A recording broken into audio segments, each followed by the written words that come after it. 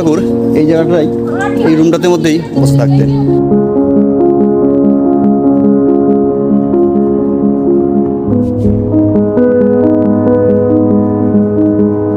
আর এটি হলো সেই স্মৃতি বিজড়িত পালকি, যেটি করে অবনীন্দ্রনাথ ঠাকুর বিয়ে করতে গিয়েছিলেন।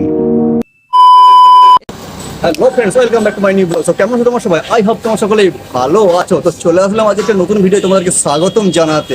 তো আজকে এই মুহূর্তে আমরা চলে এসেছি কর্ণগরে অবনীন্দ্রনাথ ঠাকুরের বাগান বাড়িতে।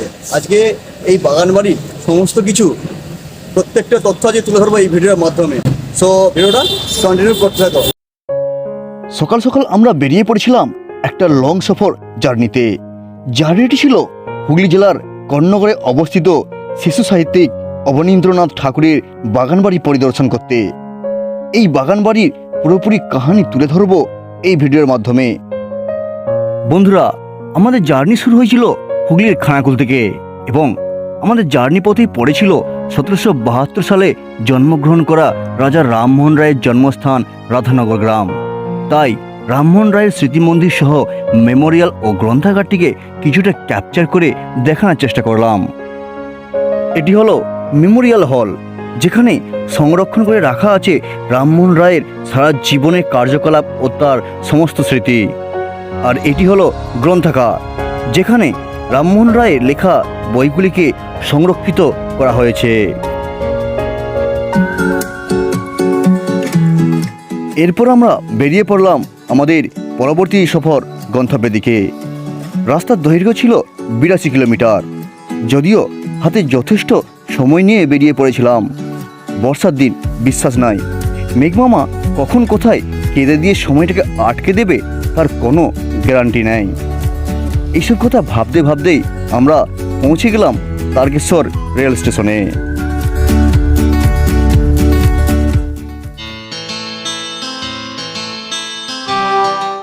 তো বন্ধুরা, আমরা এখন অলরেডি এসে গেছি তারকেশ্বর স্টেশনেতে।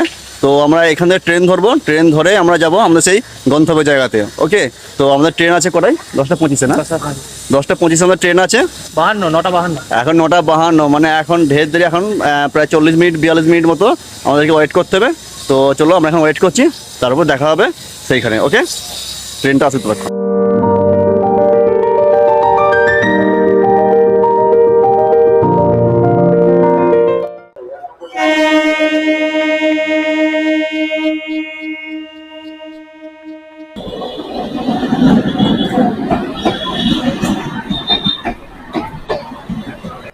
বন্ধুরা, দীর্ঘ 40 মিনিট অপেক্ষা করার পর ট্রেন আমাদের সিগন্যাল দিয়ে জানালো আমাদের অপেক্ষার প্রহর শেষ হয়েছে।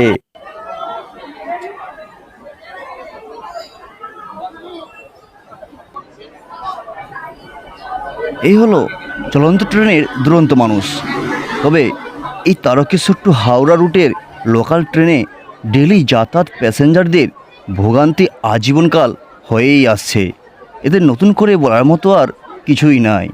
তো যাই হোক, কষ্ট করে উঠে আমাদেরকে জায়গা করে নিতে হলো। 10:41 আমাদের ট্রেন স্টেশন ছেড়ে এগিয়ে চলল আমাদের গন্তব্যের দিকে।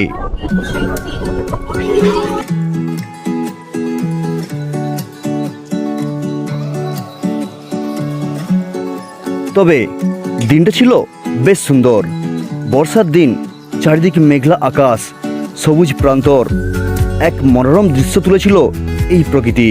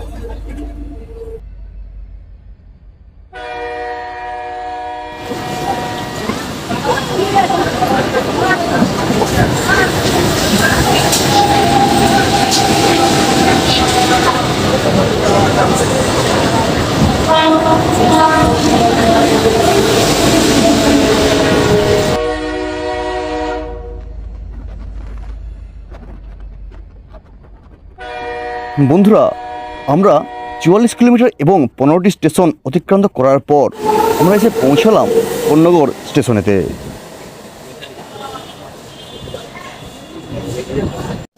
তো বন্ধুরা, আমরা ফাইনালি পৌঁছে গেলাম 44 কিলোমিটার পথ অতিক্রান্ত করে 15টা স্টেশন। সেই 15টা স্টেশন পেরিয়ে আমরা এসে গেছি আমরা কোন্নগরে। আর কোন্নগরে এখন আমরা যাবো অবনীন্দ্রনাথ ঠাকুরের বাগান বাড়িকে দেখতে। তো এখন চলো, এখান থেকে আমরা হচ্ছে টোটো ধরবো, বা টোটোয় কত নেয় সেইটা তোমাদেরকে দেখাবো। তো ওখান থেকে টোটো ধরে আমরা চলে যাবো ওখান থেকে সেই গন্তব্য জায়গায়, ঠিক আছে? তো চলো, এখন আমরা যাব সেই টোটো স্ট্যান্ডে যাব। তো বন্ধুরা দেখতে পাচ্ছ, অলরেডি আমরা টোটো স্ট্যান্ডে এসে গেছি। আর এখানে বহু টোটো দাঁড়িয়ে আছে। কত কত নেবে গো? 10 টাকা। তো বন্ধুরা, এখান থেকে কাকে জিজ্ঞাসা করলাম, তো এখান থেকে সেই বাগান বাড়ি যেতে ভাড়া নেবে 10 টাকা করে। তো 10 টাকা করে নেবে। তো এখন চলো, আমরা এখন টোটো ধরে সেখানে যাবো, ঠিক আছে? চলো, আমরা এখন চলে যাচ্ছি সেই বাগান বাড়ি দিকে। এখান থেকে যেতে কতক্ষণ সময় লাগবে? এখান থেকে ধরো 15 মিনিট। 15 মিনিট, তাই তো? আচ্ছা, কত কিলোমিটার রাস্তা? 3 কিলোমিটার, 3 কিলোমিটার। তো বন্ধুরা, এখান থেকে 3 কিলোমিটার, 3 কিলোমিটার রাস্তা, 15 মিনিট টাইম লাগবে। তো আমরা এখন চলেছি সেইখানেই। তো চলো,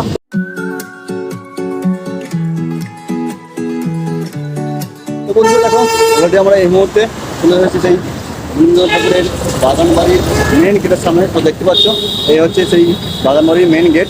তো এই গেটের মধ্যে আমরা প্রবেশ করবো এখন। তো গিয়ে দেখবো ওখানে কী কী আছে আর ওখানে কী কী ফ্যাসিলিটি আছে আর ভিতরে কী মানে দেখার জিনিস আছে, সমস্ত কিছু আমাদেরকে একে একে প্রত্যেকটা জিনিসকে দেখাবো। সো ভিডিওটা দেখতে থাকো।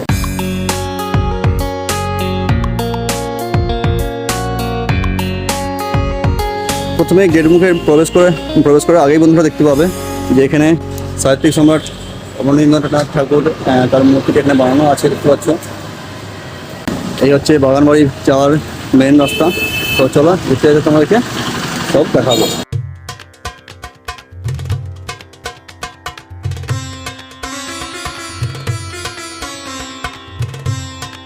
আমরা এই বাগান বাড়িতে প্রবেশ করতে গেলে তো এখন টিকিট করতে হবে। আর যদিও এটা আগে এই টিকিটের ব্যাপারটা ছিল না, এখন নতুন করে করা হয়েছে। 20 টাকা, 10 টাকা করে পার হেড। 20 টাকা, 10 টাকা করে নাকি? আচ্ছা আচ্ছা আচ্ছা। ভেতরে জল ছাড়া অন্য কোনো খাবার খাওয়া যায় না, ঘেরা জায়গায় যাবে না। তো বন্ধুরা, এখানে প্রবেশের জন্য টিকিট মূল্য পড়ে 10 টাকা করে, পার হেড 10 টাকা। তো দেখো, আমরা অলরেডি এখানে টিকিট আমরা কেটে নিয়েছি। এখন আমরা যাব ভেতরে। ওকে, চলো।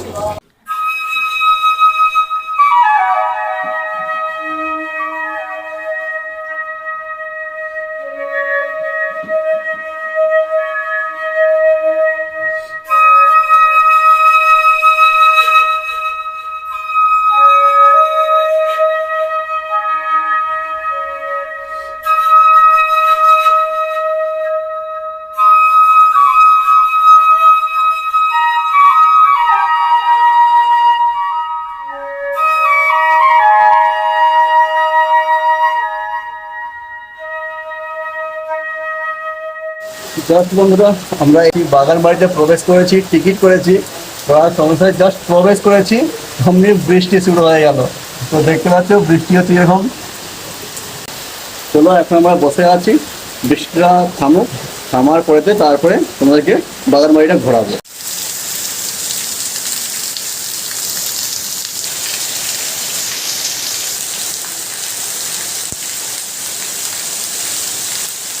এই পজিশনটা থেকে তোমার কি ফিলটা হচ্ছে? अबे जल्दी बोल, कल सुबह पनवेल निकलना है। কি বলবো, টাকাটা পড়ে গেছে শুধু। আর কি বলবো, এই তো বৃষ্টিতে ভিজছি। মজা আসছে না? মজার থেকে বড় কথা কান্না পাচ্ছি দেখছি। যেটার জন্য এসেছি সেইটাই তো হচ্ছে না। বন্ধুরা, বৃষ্টি থামতে থামতে ততক্ষণ এই জায়গাটির সাথে একটু পরিচয় করিয়ে দিই। এই মুহূর্তে যে লম্বা হল বারান্দাটিকে দেখতে পাচ্ছ, এটি হলো অবনীন্দ্রনাথ ঠাকুরের গ্রন্থাগারের বারান্দা। এর সাথে আছে ভাড়ার ঘর, আছে রান্নাঘর, অফিস ঘর ও টিকিট কাউন্টার।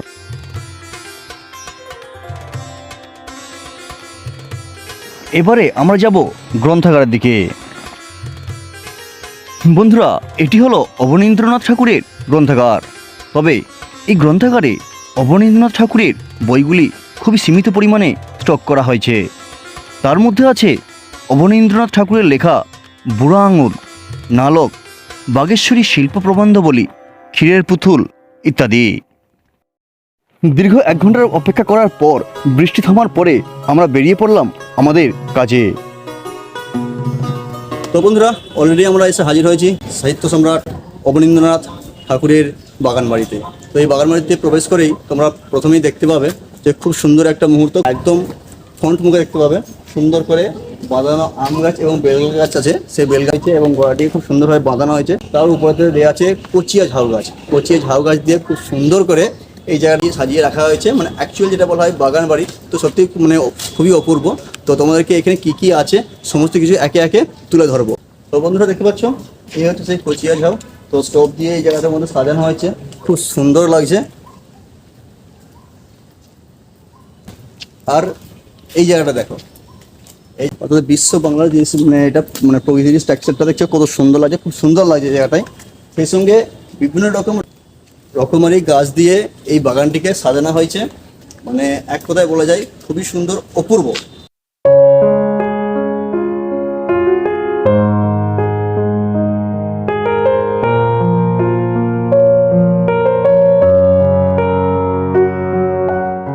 তো বন্ধুরা, এবারে আমরা এই বাগান বাড়ির ভেতর দিকে আমরা প্রবেশ করবো, আর সেখানে কি কি আছে দেখাবো। এসব বন্ধুরা, সুন্দর সারিবদ্ধভাবে সাজানো বাহারি এবং সুপারি গাছ দ্বারা এই বাগানটি একটি সুন্দর মনোরম দৃশ্য তুলে ধরেছে। সাথে আছে বাচ্চা এবং বড়দের জন্য সমস্ত রকম অ্যাক্টিভিটিস।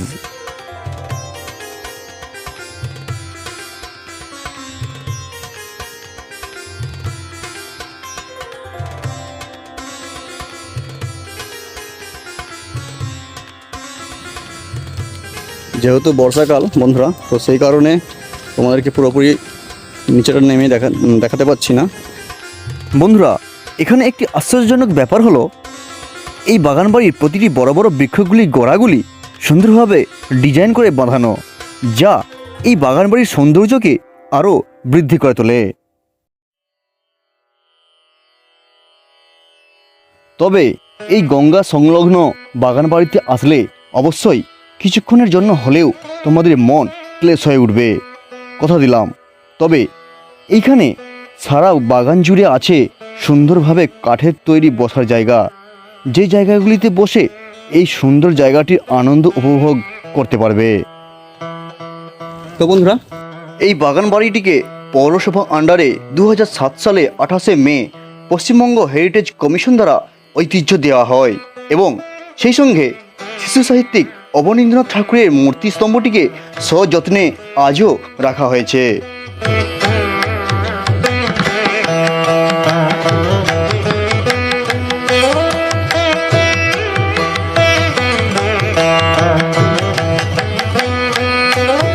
বন্ধুরা, অবনীন্দ্রনাথ ঠাকুরের এই বাগান বাড়িটিকে আসার জন্য আছে দুটি রাস্তা।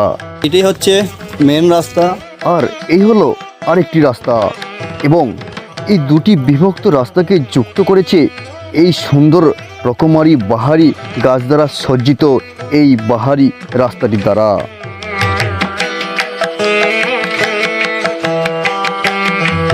আর বন্ধুরা, এইটাই হচ্ছে মেন রাস্তা অবনীন্দ্রনাথ ঠাকুরের বাড়িকে যাওয়ার জন্য, মানে বেশ চওড়া করে করা হয়েছে রাস্তাটা, খুব সুন্দর লাগছে। প্লাস সেই সঙ্গে চলো তোমাদেরকে এই মুহূর্তে আমি সেই বাড়িতে নিয়ে যাব, দেখাবো, চলো।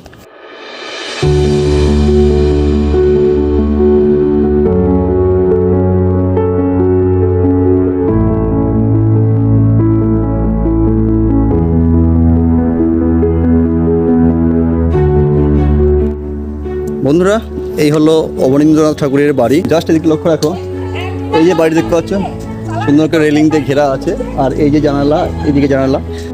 অবনীন্দ্রনাথ ঠাকুর এই রুমটাতে মধ্যেই বসে থাকতেন, আর এই জায়গাতে বসেই বিভিন্ন রকম চিত্র অঙ্কন করতেন। তো চলো এখন আমরা ওই বাড়ির মধ্যে যাব, ওখানে যে স্মৃতি সংরক্ষণ করে রাখা হয়েছে, তো সেইটা এখন তোমাদেরকে দেখাবো, চলো।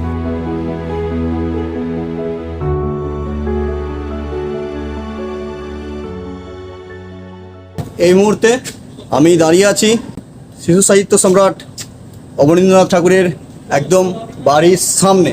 আর আমি এই মুহূর্তে বাড়িতে প্রবেশ করব এবং সেই সঙ্গে তোমাদেরকে ভেতরেতে যেসব সংরক্ষণ করে রাখা হয়েছে সেইগুলো তোমাদেরকে দেখাবো। আর তিনি যেই রুমটিতে বসে থাকতেন, যেই রুমে বসে তিনি চিত্রকল্পনা করতেন, সেইটাই আজ তোমাদের দেখাবো। আসো।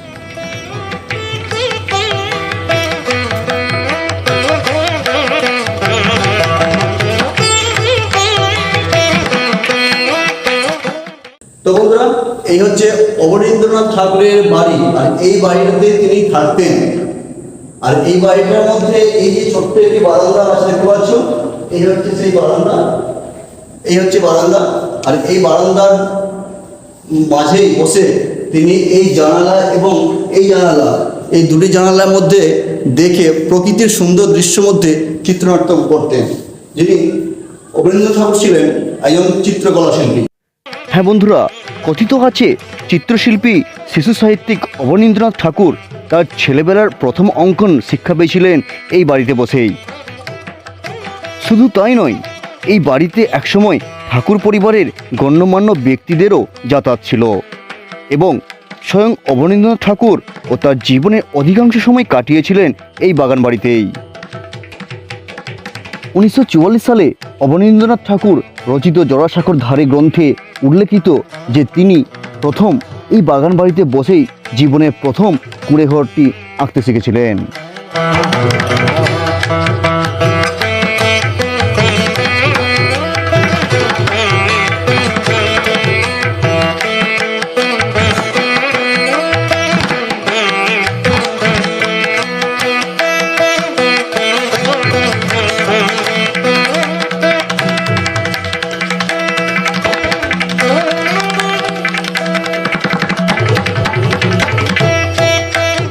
বন্ধুরা, তো এই মুহূর্তে আমি এখানে অবনীন্দ্র ঠাকুরের বাগান বাড়িতে আসছিলাম। তো আস্তে আস্তে দেখলাম যে কিছু মানুষের সঙ্গে আমার পরিচয় হলো। তো এই আন্টিরা আসছেন, ওনারাও এখানেতে ঘুরতে আসছেন। দাদা, আপনারা কোন কোথা থেকে আসছেন? আমরা আসছি হাওড়া থেকে হাওড়া থেকে আসছেন। আচ্ছা, আপনারা আজকে কি প্রথম আসছেন? হ্যাঁ, এই প্রথম। এই প্রথম? আচ্ছা, এখানে হয়ে আমরা হচ্ছে এই ওই মহেশের হ্রদ দেখে তারপর আমরা বাড়ি যাব। আচ্ছা, মানে আপনারা একটা ট্যুর প্যাকেজ নিয়ে বেরিয়েছেন? হ্যাঁ, আমরা প্রতি বছরই মোট কথা শীতকালে করি, এটা যেন বর্ষাকালটা হয়ে গেছে। আচ্ছা, আপনারা যেখানে প্রথম আসছেন আপনাদের কিরকম লাগছে এখানে? ভালো লাগছে, এরকম প্রাকৃতিক পরিবেশ, এরকম প্রাকৃতিক সৌন্দর্য, এরকম গাছপালা, বর্ষাকালটা না হলে তো আর সুন্দর আরো লাগবে। ভালো লাগতো। এই গঙ্গার একটা আলাদা রূপ আছে না? অবশ্যই। এই গঙ্গার ধারটায় বসতে পারতাম। মানে প্রত্যেকটা প্রকৃতির প্রত্যেকটা ঋতুতেই তো এক এক রকম রূপ। অবশ্যই, একদম একদম প্রত্যেকটা ঋতুর মধ্যে একটা রূপ আছে। আর একটা আলাদা ছিলাম। ঠিক আছে আন্টি, আবার দেখা হবে। ভালো লাগবে। নাও তোমরা সব ওইসব করো।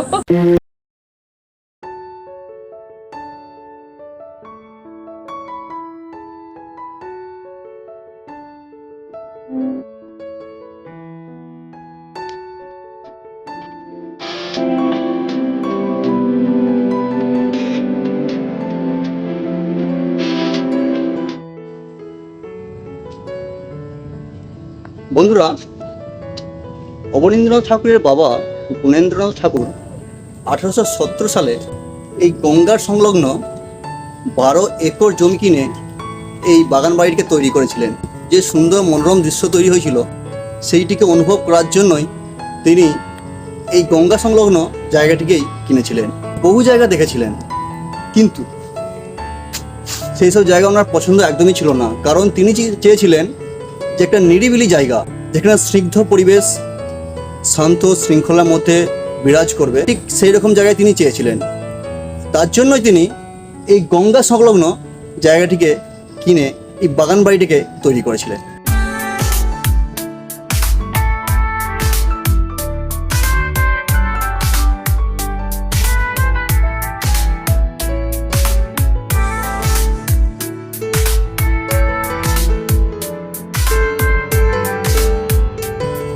এই স্নিগ্ধ পরিবেশের মধ্যে সব থেকে বড় জিনিস যেটা গঙ্গা। গঙ্গার যে সুন্দর মনোরম দৃশ্যটা খুব সুন্দর লাগছে না?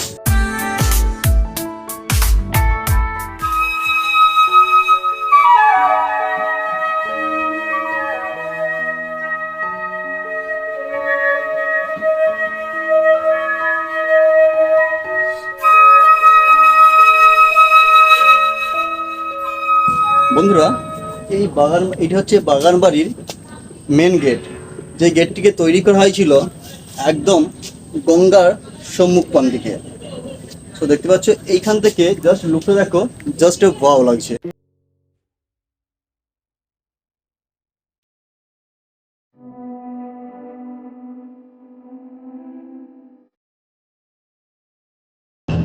বন্ধুরা, এই অবনীন্দ্রনাথ ঠাকুরের বাড়ির ঠিক উল্টো দিকে আছে একটি বড় লোহার তৈরি অ্যাকোয়ারিয়াম। সো চলো সেইটা এখন তোমাদেরকে দেখাবো। এই হচ্ছে সেই অ্যাকোয়ারিয়াম, খুব সুন্দর লাগছে। তবে এখন যেটা দেখতে পাচ্ছি যে এখানে এখন বেশ বড় বড় মাছ আছে। হ্যাঁ বন্ধুরা, জানা যায় বাগানবাড়ির সৌন্দর্যকে বৃদ্ধি করতেই লোহার তৈরি 20 ফুটের এই অ্যাকোয়ারিয়ামটিকে তৈরি করা হয় এবং সেই সঙ্গে আছে আরেকটি লোহার তৈরি সুইমিং পুল, যা বর্তমানে প্রায় শুকিয়ে গিয়েছে।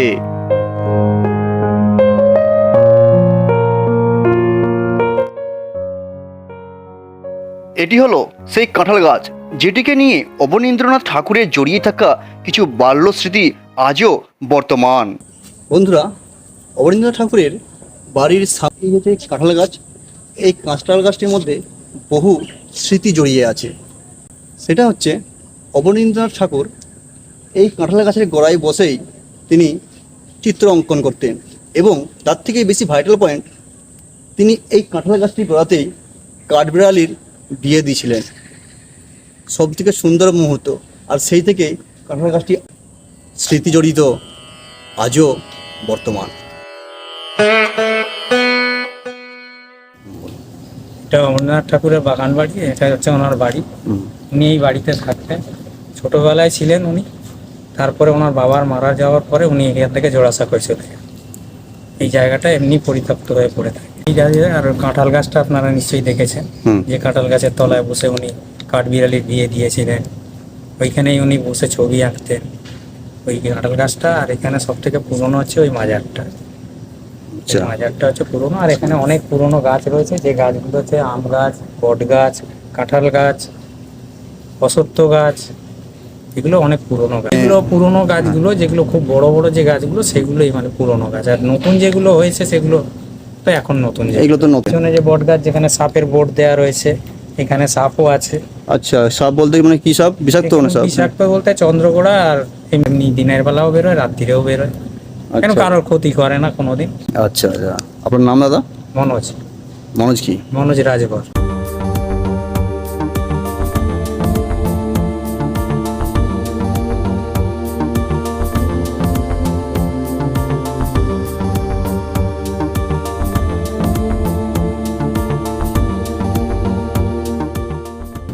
তো বন্ধুরা, সেই সময়কাল একটি মাজার তৈরি করা হয়েছিল।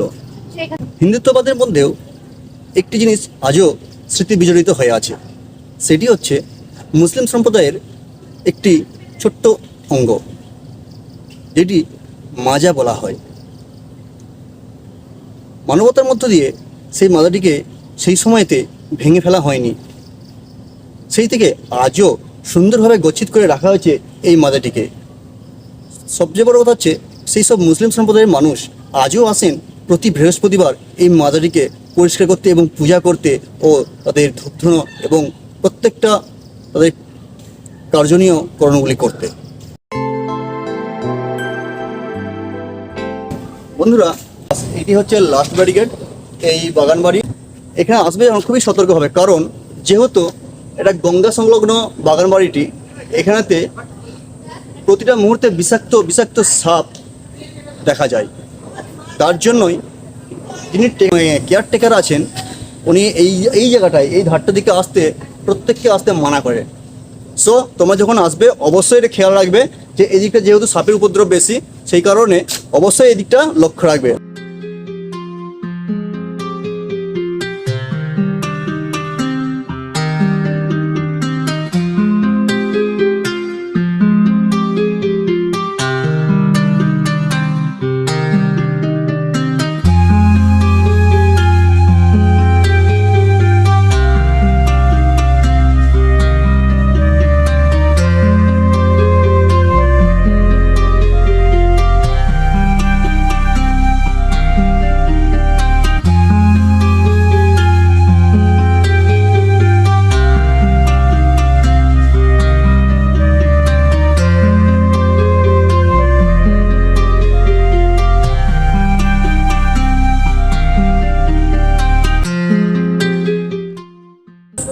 এই যে জায়গাটা দেখতে পাচ্ছ, এই জায়গাটার মধ্যে মানে সমস্ত মানুষ আসেন। এই জায়গাটা দেখতে পাচ্ছ চেয়ার পাতা আছে, মানে বেঞ্চ তৈরি করা হয়েছে এই জায়গাটায় বসে গঙ্গা পাড়ের হাওয়া খাওয়ার জন্য। সো এই দিকটা লক্ষ্য রাখো, এই হচ্ছে গঙ্গা। সেই গঙ্গার হাওয়া খাওয়ার মুহূর্তে, সুন্দর মুহূর্তটাকে উপভোগ করার জন্য এখানে তৈরি করা আছে বেঞ্চে। খুব সুন্দর লাগছে, জাস্ট মানে এই জায়গাটা সিনটা লাগে জাস্ট বাও।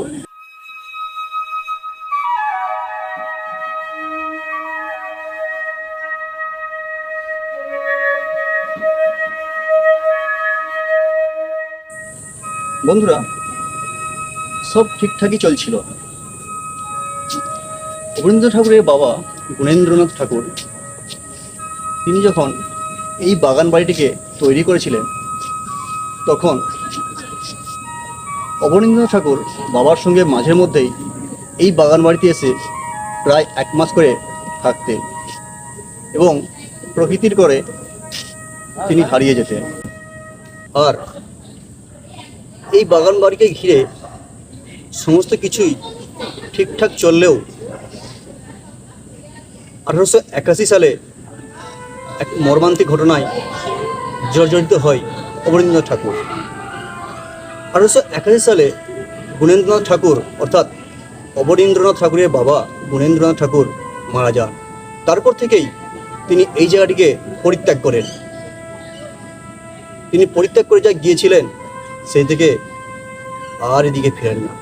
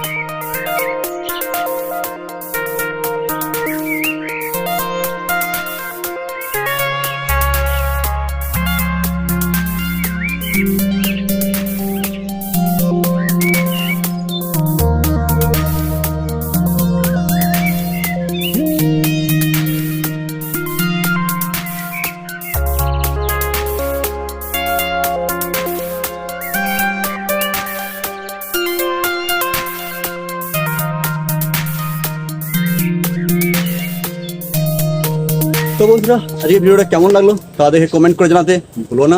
আর চ্যানেলে নতুন হলে অবশ্যই সাবস্ক্রাইব করে সাথে থেকো। তো চলো, দেখা হচ্ছে নেক্সট ভিডিওয়ে। ওকে।